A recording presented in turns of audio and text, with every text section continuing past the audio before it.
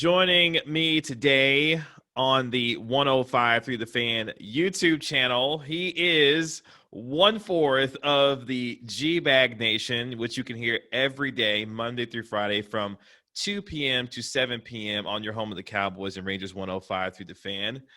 Jeff Cavanaugh joining us today. Jeff, what's going on, man? 2 to 7 is correct. Yes, that is 5 hours. If you're wondering, if you're at your house and you're just wondering, how many hours is that? It's 5 hours, and I'm great. Thanks for asking. If you're folks would be like, yes, it's still on. When you go from 2 to 7 and you turn back, yes, it's still on. So yeah, when you finish lunch and when you finish dinner, we're happy to be with you. We are at the halfway point of the 2020 NFL season. Before we do that, though, at the time we're recording this, so your man Tiger today shot a 10 on the 12th hole. Is that what I heard correctly? I don't know, Kevin. You know that I woke up late today. I just got out of the shower. I'm gonna have to go check. All I know is I picked DJ to win this thing, but I forgot to enter the company pool. No! And no! And now DJ's gonna win this thing. So if I would have picked two other decent golfers, I would have won something cool. Oh man! Well, maybe next year when this thing is actually played in April the way it's supposed to be. But we're here. It is week 10 of the NFL, but the Cowboys are on their bye week. They enter in at 2-7. This is a team, Jeff, as you know, that has given up more points than any other team in the NFL. They give up 32 points per game, got a negative 13 turnover differential. But tell me, what positives have you taken out of a 2-7 start that's been filled with tragedy, comedy, and a bunch of errors this year for the Dallas Cowboys so far? I don't have any, Kevin. Thank you for asking. We found out Dak's really good, and he's really important, and that's the positive. I mean, I guess you would say that so far this year, it looks like last year's offseason, free agency sucked. It was a bust. But it looks like the draft could be as good as we kind of thought it was at the time. Yeah. Like CeeDee Lamb can be a star. Trayvon Diggs can be a good starter. Neville Gallimore. Now, this is based on the last week or two, but it looks like he could be an NFL starter. Tyler Biadasz is going to be a starter for the next 3.5 years. So it looks like a draft pick in round 1, 2, 3, 4 are all going to be starters for you for years to come. And if you can replicate that and get back your guys in terms of Tyron, Lyle Collins, Dak Prescott, then now you're cooking with something. But that's about all I got. They can't even lose right. I wish we could take back the onside kick against Atlanta. I wish we could take back Gallup landing in bounds. I mean, you could be in the race here. You could be in the hunt for the offer. Because I don't depend on the Jets to win any games on purpose this year. So they're not trying to. No, they're not. You mentioned the quarterback, and obviously in the last game, Garrett Gilbert stepped in, played competently at the quarterback position, which we hadn't seen for the last few weeks prior to him stepping in. Would you like to see Garrett Gilbert continue to play this season? Or, as the Cowboys have said, it appears that Andy Dalton is going to be returning as the starting quarterback once they take on the Vikings this coming week. I'd rather see Garrett Gilbert just because it's fun. I'd rather see Gilbert because it was entertaining and it was surprising. And, hey, sometimes there are guys who could be good NFL quarterbacks that never get a chance. Like, we don't know what happens if Kellen Moore doesn't get hurt after Tony Romo gets hurt. Like, Dak Prescott was backing up Kellen Moore, who was backing up Tony Romo. He would have never seen the field. Yeah. We might never know if he could play. And maybe Garrett Gilbert can play. Now, the odds are the Cowboys are right, that a 10-year starter in the league is probably going to give you a better chance to win than the dude who had one okay start, and we got super excited just because it wasn't what DiNucci did. Right. So the odds are there, right? But I would start Gilbert because I like entertainment, and it seems like his teammates were really fighting for him. They responded to him, yeah. On that first drive, when he ran for a first down, the defensive line was going nuts on the sideline. It seemed like everybody was super engaged, and I'd love to see more Gilbert, but I get it. They're going to do what they're trying to win. I don't understand. Because of course, technically, the Cowboys are still in the NFC East, and as we record this, also the Eagles take on the Giants, and somebody has to lose that football game. So I guess by the time the Cowboys get ready to play the Vikings, they may have another shot at potentially getting into first place in this division again. I'm cheering for the Eagles today, by the way. I know a lot of people are cheering for the Giants so that they'll get their third win and you'll secure being lower than them for the draft. I'm cheering for the Eagles because I think if the Eagles pull this one off, Jerry and the Cowboys will have to start looking at themselves and going, okay, it's over. We ain't catching them. We ain't catching them. They're 2 wins ahead of us, and we're, 3 losses behind them? We ain't catching them. I'm cheering for Philly to take a step here and try to put this thing away so that Dallas can realize what's happening and start playing even younger players. That'll probably be the only time you ever hear Jeff Cavanaugh cheer for the Philadelphia Eagles. Cheered for him in the Super Bowl against Tom Brady. Oh, well, okay. So this is 2. Which I did not know. I didn't know. The game started, and as it was going along, I found myself cheering for the Eagles, and I go, holy cow, I really hate Tom Brady. Yeah, didn't know. When you look at the overall kind of autopsy report, put on your doctor's hat, Dr. Cavanaugh. Give me your first half assessment of the Dallas Cowboys as they have gone through their first part of this season. They died, and they're not coming back. I mean, I don't even know where to begin. They don't have their players, and so they're bad at football. Gosh, I mean, what do you could go position group by position group. Like the autopsy is your wide receivers are really good. Terrence Steele is awful. Connor Williams is below average. Oh, no. Biotish and Looney are both okay-ish. Zach Martin's good at football. Cam Irving's kind of okay. Your defensive tackles, they pulled a Lazarus. Like, they died for 6 or 7 weeks, but then they started to kind of show up last week. Your defensive ends are okay. Your corners are bad. Your safeties are pretty bad, except Woods is okay. Is that an autopsy? I mean, that pretty much kind of, sums up a 2-7 start. I guess for me, 2 things. So we've seen how bad this defensive line has been, especially in the interior. You saw a little bit of positivity from Neville Gallimore last week against the Pittsburgh Steelers. But I guess and I know you say, Kev, the philosophy of the Dallas Cowboys, they don't invest in, safeties and this. I just don't understand how in the modern days of the NFL in 2020, this team refuses to invest the kind of significant capital to improve that position when teams like the Steelers and the Patriots and others have done so and seen how effective it's been. Why does this organization refuse to invest in that position?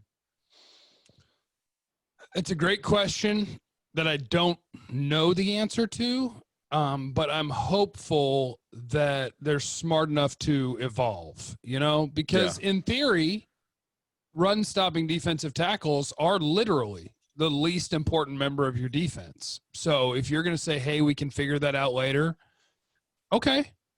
And safety, there was a time where they weren't as big an impact as I think they are now, because now you need players who can do everything. Yeah. Because now offenses are finding ways to isolate people who have any weakness. If you have a weakness, I'm going to figure out a way through formation and movement to expose that weakness. So hopefully they're coming to the realization that these things do matter. The defensive tackle one is the one that drives me probably the most nuts because it's so fillable. It's so doable. I can find you a nose tackle that's going to be functional as a rookie and good as a second-year player, and I can find them in every draft on day 2 or 3. Like, they're there. They exist. Safety, sometimes it's harder, but they've had safeties staring them in the face that they should have taken. They could have helped this team. Buda Baker could be a Cowboy. Juan Thornhill could be a Cowboy. Taylor Rapp could be a Cowboy. There's a lot of dudes. Derwin James. Almost. He didn't make it. You had to go get him. That's true. But like I hope they are coming to the realization in their team building that you've kind of reached a point where there is not an unimportant position. Yeah. Unless you're a safety who can't cover. That's unimportant. But everything else, they all matter because teams are going to find a way to expose your guy that can't play. Yeah. They're better than ever at that. So you all got to be able to play. As the two-time Hall of Famer Chris Arnold says, team building is a sport. And some of you who do this thing invest yourselves in looking at prospects and looking at tape and seeing what is out there projecting toward the 2021 NFL draft. I've seen you started to do quite a bit of that already. Who is starting to stand out for you, especially when you start thinking about where the Cowboys are potentially going to be drafting, most likely in the top 5, that says, hey, Dallas, go get this guy for next year? Well, I've started watching kind of the corners because I tell you, the guy that would probably jump out to a lot of people is Penn State's Micah Parsons, the linebacker. Mm-hmm. Because if I'm the Cowboys when this season's over, I release Jalen Smith and I want to replace him. Well, because over the next 2 years after this one, he cost you like $22 million on the books. And if you cut him, you spread it out and it's 3.8 and then it's 7. So you might view it as $10 million in dead money. I view it as $12 million saved over 2 years. But I am hesitant to use a top 5 pick on a linebacker. Okay. Honest to God, it worries me. Like, you got to be perfect and flawless at off-ball linebacker to make me want to use a top 5 pick. And that's why I'm capping trade down. And that's why I've been watching corners. Like yesterday I was watching J.C. Horn, the South Carolina corner, who, if I had to guess, will be a late 1, early 2 sort of guy. I watched Patrick Surtain at Alabama, and the early returns are good. I like him. But my dream is to get as high a pick as you can to not use it. That's my dream. Okay. Get as high a pick as you can, trade it down. Somebody's coming up for a quarterback. You're swimming in draft pick. Now you're picking somewhere in the middle of the first round, and they gave you another top 50 pick and another top 100 pick, and they gave you their second round pick next year. And that's how we cook. That's how we team build, is we get lots of picks. We don't be too arrogant about thinking that we've identified the one guy who's going to save our organization. We pick as many as we can in the top 50 and in the top 100, and then all of those guys have a chance to help. But, Jeff, what if – I'm playing the fan here – what if I got the number 2 pick or the number 3 pick and Justin Fields is staring me in the face? Do I want the Cowboys to either take Justin Fields or play, and trade down and go get more picks and build, my roster in terms of picks? What do I do, Jeff? What would I do in that situation? See, Kevin, you want me to shoot it down because you know I'm a Dak guy. I am too, but the possibilities. I'm also a Justin Fields guy. Justin Fields is a freaking baller. If you have not watched an Ohio State game, watch an Ohio State game. He's Cam Newton that throws better. He's a more accurate Cam Newton. He's a monster. Okay, wait, real quick. I didn't realize he was 6'3", 220. Like, I didn't realize he was that big. Yeah. He doesn't look like that big. He's that big on television. But they were. So technically, I guess he's a little smaller than Cam Newton, and he's a more accurate and better thrower of the football. Yeah. Justin Fields, I think, is a star. I think he's going to be an NFL star. So if you wanted to franchise tag and trade Dak Prescott and bet on Justin Fields, honestly, because look, part of this is it ain't actually my job. It's fun to talk about, but for my entertainment, I would love to have Justin Fields on a rookie deal and see, is he going to end up being even better than Dak? And the odds are no. You have to be clear about that. With any rookie quarterback, the odds are no. Because Dak Prescott has outperformed pretty much every number 1 overall pick of the last 15 years. So the odds are no, but I love Justin Fields. I'm interested. If you want to try it, go try it. I'm in. Let's dance. I don't care. Let's go. If you want to extend Dak, I'm happy. You made the right decision. If you want to chase after a dream of the rookie deal, quarterback salary is cheap, and we're going to build the team that way, and we're not going to have a chance to get this level of quarterback on a rookie deal probably ever again because we don't plan on being 2-14 again, and here's Justin Fields. Let's go. I'm in. Let's party. Do you trust this organization to do the right thing when it comes to roster building, given the situation that they are currently in, and see the opportunity, if you will, to move forward with charting a new course for an organization that honestly maybe could use a shot in the arm? And this is the opportunity that has been gifted to them through what has happened to them this season. Mostly yes. Mostly yes. I think on the whole, the Cowboys aren't a bad organization. They're not a bad run organization. They're really not. You do have hurdles that guys who are super popular, like Zeke and Jalen Smith, will be here forever. They're going to get their new contracts, and they're going to hang on to them because marketing is a part of the Cowboys. So you have to fight through that. Maybe those guys could just play well, and it wouldn't matter, right? That'd be great. Yeah. But when it comes to, putting the Cowboys up against other teams, in evaluating players, drafting players, and developing players, they're not a bad organization. They're a good organization. So, yeah, I think outside of a couple of mistakes where perhaps coaches were too involved in who was being selected in the draft, I know some of the guys out there that do the actual scouting and the ranking of these players, and they're badasses at what they do. They know what they're doing. They're good at it. So, yeah, I believe that they can acquire the players. Free agency this year was a bust. So if you have doubts because of that, that's fine. It's fair. I'm not going to kill you for it. But yeah, I believe in this team's ability to evaluate players, acquire players. I do not believe in this team's ability when it comes to who gets a second contract at all. Yeah. Byron Jones should be here. He should be here. Yeah. Zeke and Jalen weren't even due for contracts. They both had years left on their deals when they signed them to extensions, but Byron was up, and they were like, yeah, really not interested. Because Byron Jones doesn't sell jerseys. Byron's not sexy. He doesn't get picks. If Byron Jones had some punt returns and a personality like Deion Sanders, he'd have got a second contract. But just being kick-ass at covering and not letting people catch the ball, it's not good enough for the Cowboys because nobody buys your jersey. Sorry. Can you tell that bothers me? Oh, no, I'm right there. I'm holding it in because I'm a Byron Jones truther myself. And every time someone tries to come at me about Byron Jones didn't do this or he didn't do that, well, go see what he's doing down there in Miami and come back to me. He's given up like 130 yards this year in 8 games. And they have the best scoring defense in the NFL. So he gives up less than 20 yards per game. Trayvon Diggs, if you want to compare, has given up like 700 yards. And I like Trayvon Diggs. They should be together. Exactly. Byron should be here. Trayvon should be there. They should be together. But I'm just saying, Byron is one of the best corners in football, and he got to walk because he wasn't sexy. And he is sexy. He's a good-looking man. He is nice. Yes, sweet. He is a very nice-looking man, yes. Yeah. But he also plays really good football. And the Cowboys just seem immune to keeping corners who do things really well at the cornerback position. But I don't know, they're weird. They're weirdos. Everybody's a weirdo. Whatever. The ideal way that Jeff Cavanaugh wants to see the second half of the season play out for the Cowboys is what?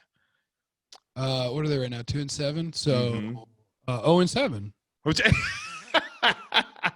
Not even a win or two by accident. No, 0-7. Yeah.